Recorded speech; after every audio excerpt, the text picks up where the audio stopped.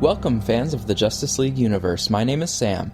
In this podcast, I share my analysis of the movies that are part of the DC Films division of Warner Bros. Pictures, focusing especially on movies in the Justice League universe.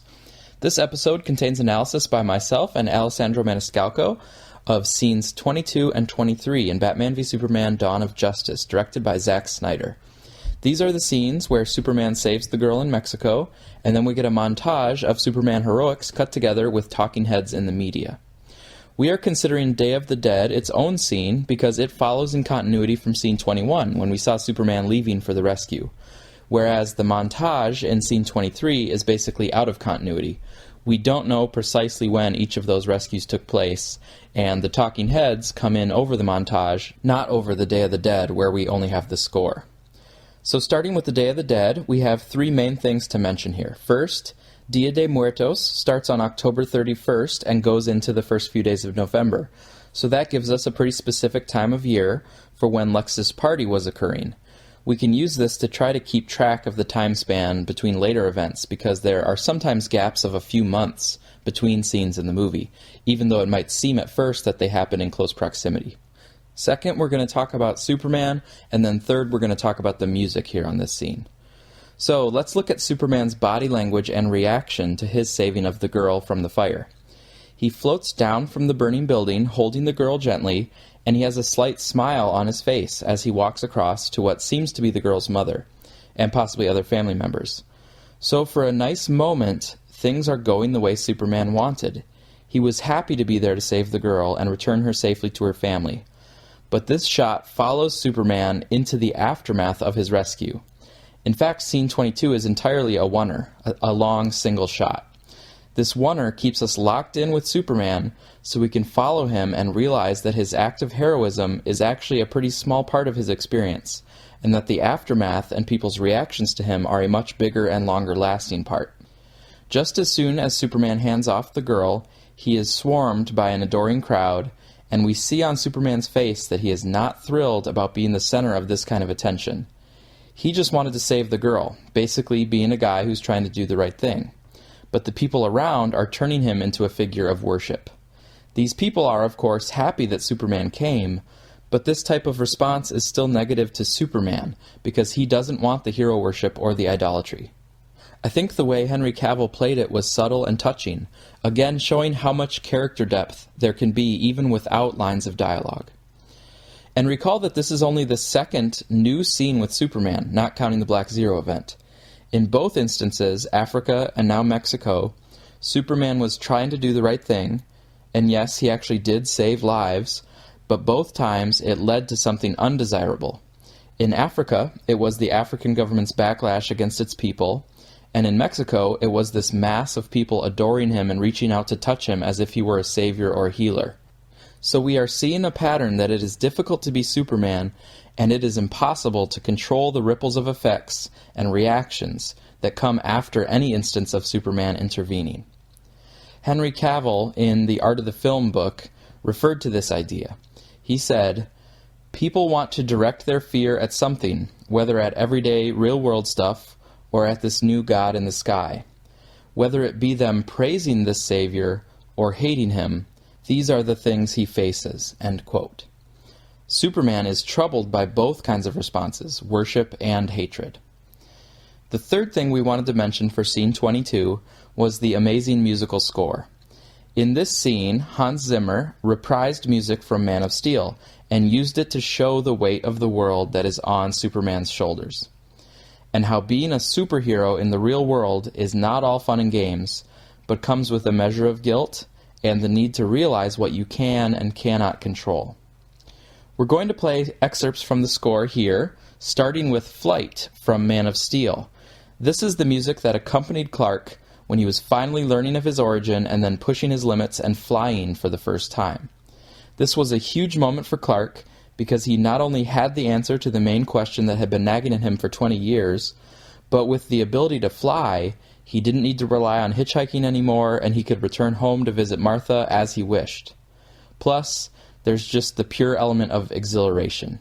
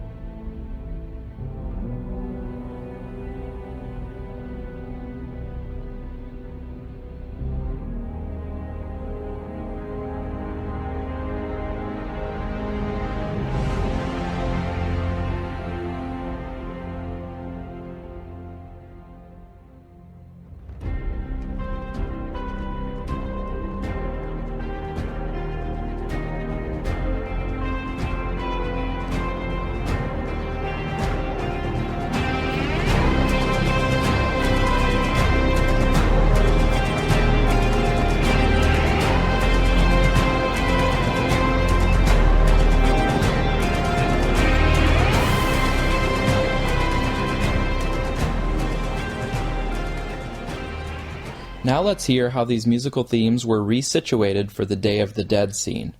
First, listen for the rising intervals, a fifth, a sixth, then a seventh, that are supposed to lead to a full octave over a big A-flat major chord. But instead, here in Day of the Dead, the phrase never crests. It kind of falls off. Then, listen to the return of the flight theme. C, B, C. But now it's over a somber accompaniment that represents Superman's burdens. What was the joy of first flight is now all the weight that comes from being a superhero.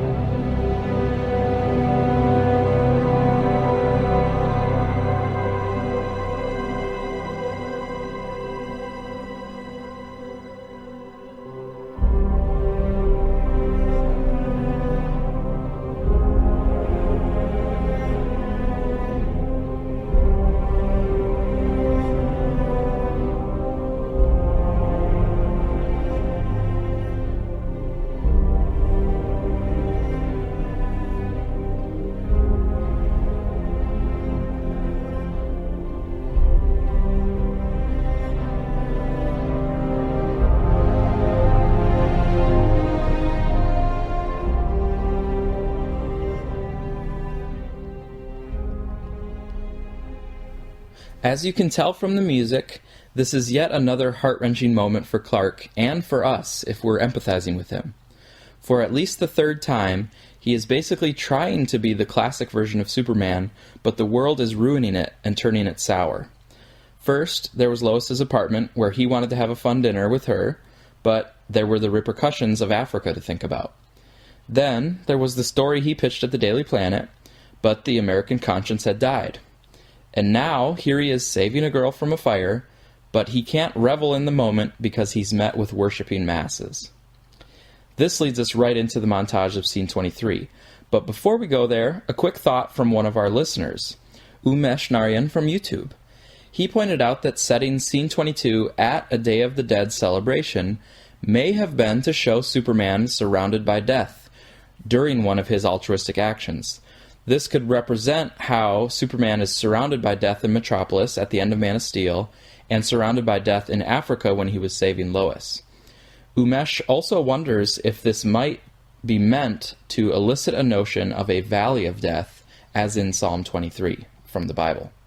But now let's push into Scene 23, the Superman montage. We'll start with some comments on what we see Superman doing in the montage. Then we'll mention some thoughts about the different topics that are being discussed on TV. The Superman montage shows how active he has been over the past 2 years, intervening in various kinds of disasters and in various parts of the world. There is the Russian shuttle launch disaster, where Superman saves the capsule, the large tanker or freighter that he is pulling through the ice, probably up in the Arctic Circle, where there actually is an increase in shipping routes due to global warming, but still has the dangers of being iced in. And then there are the flood victims who are on their roofs reaching out to Superman. If you put these three together with the Day of the Dead rescue, you see Superman exerting power over fire, ice, water, and technology. These images draw on some famous comic books, such as Superman Peace on Earth by Paul Dini and Alex Ross. Thanks to Superhero Spot on Twitter for putting together a nice image of this reference. One slight nitpick I had with the Arctic shot was that I thought Superman's boots and feet should have been digging much more intensely into the ice, because even though Superman is strong enough to pull the ship, he still needs to be pushing against the ground with a force equal to that which he is hauling. A lot of old Superman and superhero media made these kinds of mistakes all the time. Just because Superman is super strong doesn't mean that the beam he's using for leverage or the platform he's standing on is equally as strong. This was actually one thing that I appreciated about Man of Steel, because they got it right. They actually showed his super strength being used in real ways with real effects on the physical objects involved. Although I had this nitpick, I should say that the Art of the Film book showed sketches by Zack Snyder for this shot with the ship.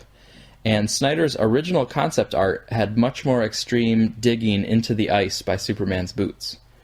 Also, I can think of two possible explanations for why they did it that way in the movie. One idea is that these shots in the montage are stylized accounts of what happened, rather than true capturings of the events as they happened. The other idea is that Superman is maybe flying forward as he pulls the ship, rather than truly walking with all his weight and force on the ground. I also initially had some concerns over the flood situation because I wasn't sure why Superman was hovering there rather than coming down to help or talk to the victims. Again, this might be stylized, or as Doc from the Man of Steel Answers podcast pointed out, it may be that Superman is simply surveying the complex situation and planning a course of action. Some new light may also be shed on this scene by the Ultimate Cut, because in the Ultimate Cut trailer that was just released, in some of that new footage, an African woman asks how Superman decides who lives and dies. That question might be exactly what Superman is struggling with as he floats above the flood victims. Does he first save the people who painted his symbol, or does that show unearned favoritism? At this point, Superman may be well aware of all the negative repercussions and judgments that can follow his actions, and so he's trying to be very deliberate and thoughtful before he acts. This all ties into the major theme of the right thing not always being simple and obvious. Morality is about complex choices. Of course, regardless of those inferences about themes and Superman's character, the imagery is clear in terms of people calling on, maybe expecting, Superman to help. And his coming from the sky is an angelic image that leads to memories of Lex Luthor's line about reversing the angels and demons. It's also maybe worth mentioning that floods come up in the movie at least 3 times. Here, there's obviously the flood. Back in scene 6, Lois joked that Clark was going to flood the apartment. And then later in the movie, we see Jonathan Kent, and he tells a story about the flood that killed the horses. I'm not really sure if there's any meaning to be drawn from these instances of flood, not like there is, I think, from the definite horse motif, but if you have any thoughts on a possible flood motif, let us know. This Scene 23 montage also brings up the long-standing idea that Superman is more like a fireman or first responder, dealing with emergencies and acts of God, so to speak, whereas Batman is more like a policeman, focusing on the crime world. Ironically, the rescues and interventions they show in this montage are not very controversial at all. I don't think anyone would actually disagree with saving people from a fire or explosion, from a flood, or helping to move a stranded ship. Yet, juxtaposed with all these activities are the debates and controversy that has risen up around Superman. So let's take a quick look at some of the points that get raised by the media's talking heads. With regard to religion, many people believe in a higher power. Most religions have a messianic figure. And when the Savior comes to Earth, we make him abide by our rules. We need a paradigm shift. This brings up questions of whether Superman negates or replaces religions, or whether he is forced to fit in to ancient ideas of saviors. With regard to cosmology, Neil deGrasse Tyson points out that Superman's existence takes humanity down another notch in terms of our perceived importance in the universe. From this perspective, some of the negative backlash against Superman may stem from a subconscious rejection of losing our special place as the only intelligent species, or as the top of the food chain, so to speak.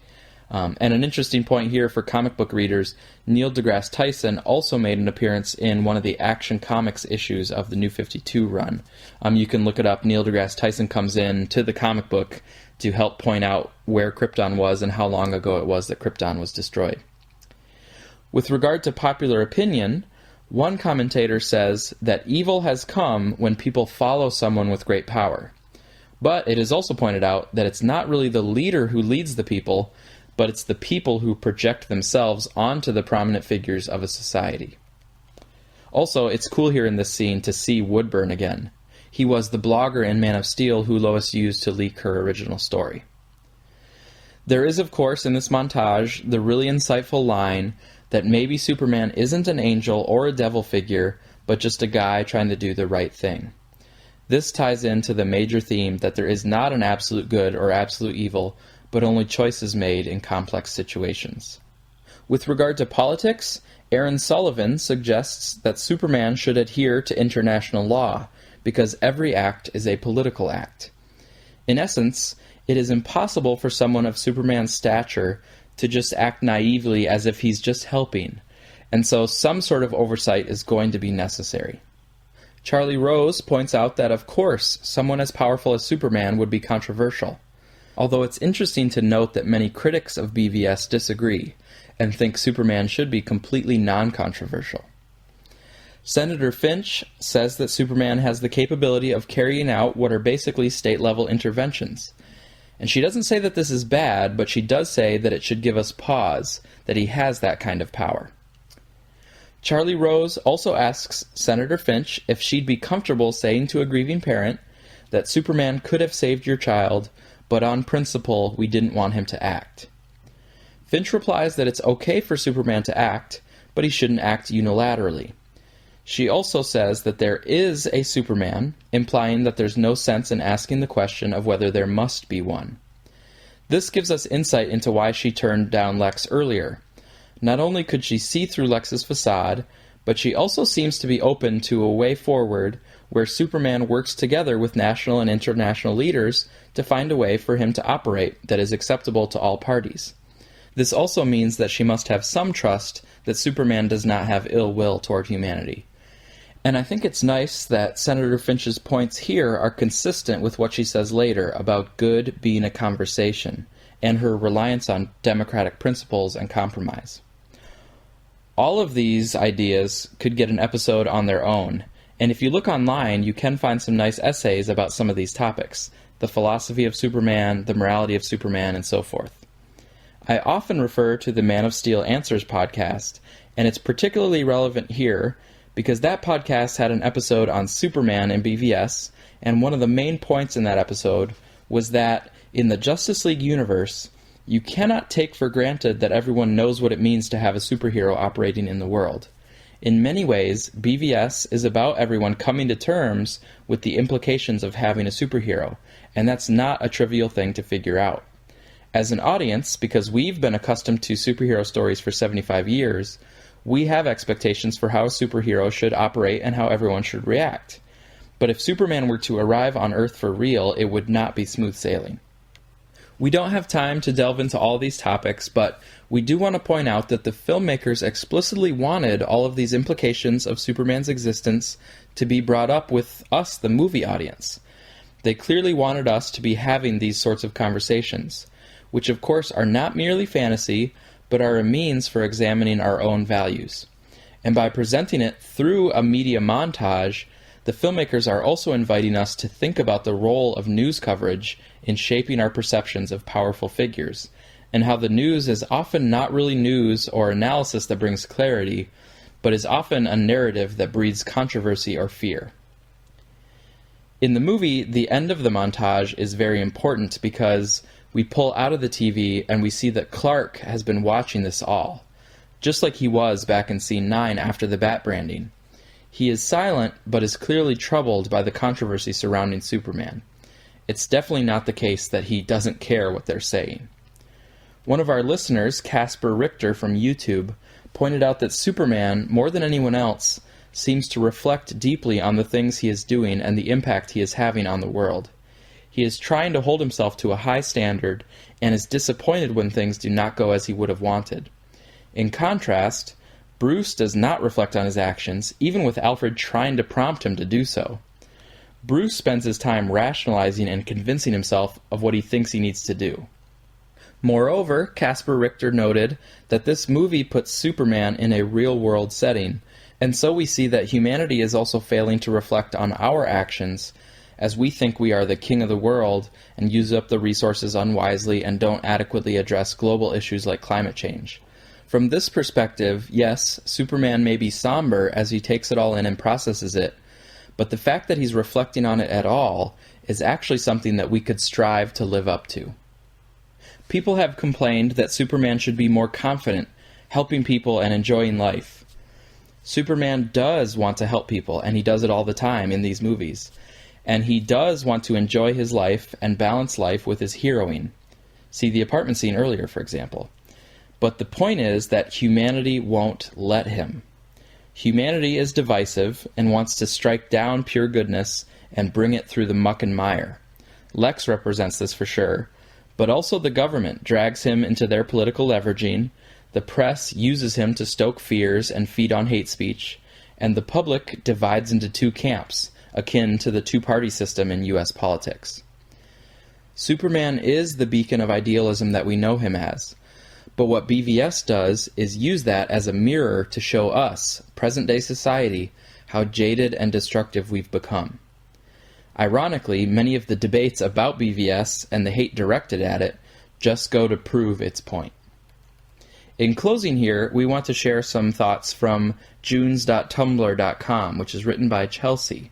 What follows is a paraphrasing of her post, and I'll put a link in the show notes. Chelsea wondered if some of the criticism directed toward BVS was from people who didn't distinguish between what's actually shown in the movie and the ironic points that it is trying to make through ironic imagery. She pointed out that we got a series of pundits talking about the Superman as a god, as an identity-less force of nature, accompanied by shots of the Superman ascending from heaven and performing Herculean deeds, but none of that is Superman's true nature. We, the audience, know it isn't, because the montage ends with Clark in casual clothes staring at the television, exhibiting a mix of trepidation and anger. This normal guy watches while the world talks about him like he's a vindictive, uncontainable spirit. They've built statues to him, they want him to do everything and nothing. Their version of the Superman appears defiant and unreachable and all-powerful. But the Clark we see and know is sitting on his girlfriend's couch, wondering what to do, wondering what people see when they look at him. To come away from that scene and think, the film is trying to portray Clark as a god, is missing the really obvious point, that the film knows Clark is so much more than that he's uncomfortable with even the suggestion of being held up as something perfect or unreachable. He hates it. The crucial flaw of every character in the film is their inability to see him as ordinary. Lois Lane's ability to see him as ordinary allows her to discover evidence of Luthor's plot and to force Batman to rethink his assumptions. Luthor and Bruce cannot predict Clark's behavior because they don't think he will react in a human emotional way. Everything about the way the story unfolds tells us that Clark is happily earthbound, that all attempts to frame him as divine are inherently flawed and even dangerous. Critics can't seem to tell that the movie is presenting that view of Superman as a flaw. And Chelsea says that she thinks the primary reason critics can't see that is because they are so used to superhero films being so literal about everything that they can't even recognize metaphors and ironic imagery when they appear. And that's the critics' failure, not the film's, and certainly not Superman's. So that's our analysis of scenes 22 and 23. Next up is Lex and Wallace Keefe. Before we close out this episode, though, we have one listener question and one quick announcement. A bunch of you asked about whether we were going to analyze the Ultimate Cut trailer and what we are going to do when the Ultimate Cut is released. Our position is that there are a lot of great podcasts and websites that cover the movie news and marketing materials like trailers, but not enough that analyze the themes and content of the films themselves. So we're not actually going to review or analyze the trailer, but we do recommend that everyone should watch it. It definitely hints at some interesting new stuff that will be in those 30 extra minutes of the Ultimate Cut. When the Ultimate Cut does come out, our plan is to release one special episode that hits on the major ideas raised in the new footage. But we won't be able to do an episode for every new scene or new sequence of footage. The other thing we will do, though, is we'll incorporate some connections to the new footage as we finish out the remaining scenes in the movie. So when we're going through to the conclusion of BVS, our analysis will be informed by the extra footage. And the announcement is I'll be attending the Superman celebration in Metropolis, Illinois this weekend. So if you're going to be there too, let me know on Twitter at OttenSam. That's OTTENSAM. Thanks for listening, and thanks again to Alessandro Maniscalco for his help.